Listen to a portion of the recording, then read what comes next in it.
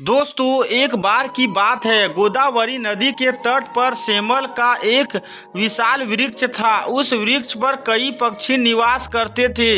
दिन में वे भोजन की तलाश में खेत खलिहानों में जाया करते और संध्या काल को पेड़ पर स्थित अपने अपने घोंसलों में लौट आते। यही उनकी दिनचर्या थी। एक दिन जरद्रव नामक एक अंधा गिद्ध वहां आया।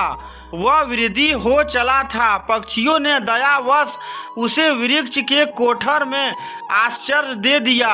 पक्षी जब भोजन की तलाश में जाते तो गिद्ध के लिए भी भोजन ले आते थे। बदले में वह उनके बच्चों की देखभाल कर दिया करता था। इस तरह गिद्ध को बिना श्रम आहार प्राप्त हो जाता था और पक्षी भी अपने बच्चों की तरफ से निश्चित होकर भोजन की तलाश में दूर दूर तक जा पाते थे। सुख चैन से पक्षियों और गिद्ध के दिन व्यतीत हो रहे थे। एक दिन कहीं से एक बिल्ली उस वन में आ पहुंची। इधर उधर भटकते हुए जब वह उस पेड़ के पास से गुजरी तो उसकी दृष्टि पक्षियों के अंडों और बच्चों पर पड़ी। उसके मुंह में पानी आ गया। वह उन्हें खाने के लिए वृक्ष पर चढ़ी तो पक्षियों के बच्चे अपने बचाव के लिए शोर मचाने लगे। शोर सुनकर गिद्ध कोठर से बाहर निकला और चिल्लाकर बोला, कौन है?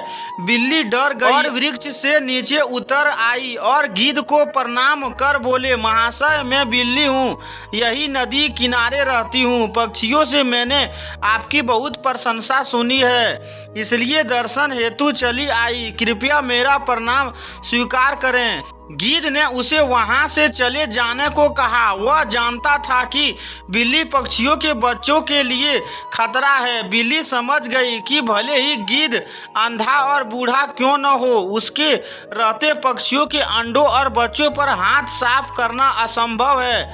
वह किसी तरह पानी चिकनी चुपड़ी बातों से उसे विश्वास से लेने का प्रयास करने लगी। वह बोली, महाशय, मैं जानती हूँ कि आपको मुझ पर संदेह है। आपको लगता है कि मैं पक्षियों के बच्चों को अपना आहार बना लूँगी, किंतु विश्वास करें, ऐसा नहीं है। एक दिन एक महात्मा से मिलने के बाद मैंने मांस खाना छोड़ दिया है। मैं पूर्णतः शाकाहारी बन गई हूँ और अपना समय धर्म कर्म की बातों और कार्यों में ही लगती हूँ। आपकी प्रशंसा सुनकर आपके सानिध्य में कुछ व्यतीत करने का विचार कर आपके पास आई हूँ। कृपया मुझे अपने सानिध्य में रख लें। गिद्ध उसके चिन्नी चुपड़ी बातों में आ गया और उस पर विश्वास कर बैठा। उसने उसे अपने साथ वृक्ष के कोठर रहने की अनुमति दे दी। बिल्ली तो यही चाहती थी। वह गिद्ध के साथ उसी कोठर में रहने लगी और अवसर पाकर एक एक कर पक्षियों के अंडे और बच्चों खाने लगी। एक एक कर अपने बच्चों और अंडों के गायब होने से सभी पक्षी चिंतित और दुखी थे। एक दिन सबने इसकी पड़ताल करने की ठानी। जैसे ही बिल्ली को इस बात का अंदेशा हुआ, वो कोठर छोड़कर भाग गई। इधर पड़ताल करते हुए पक्षियों ने जब वृक्ष के कोठर में झांका तो उन्हें वहां ढेर सारे पंख पड़े हुए दिखाई पड़े। उन्हें लगा कि गिद्ध ने ही उनके बच्चों को खा लिया है। वे सभी आक्रोश में आ गई और चोंच मार मार कर बूढ़े गिद्ध का काम तमाम कर दिया। बिल्ली पर विश्वास कर बेचारा गिद्ध व्यर्थ में ही अपने प्राणों से हाथ धो बैठा।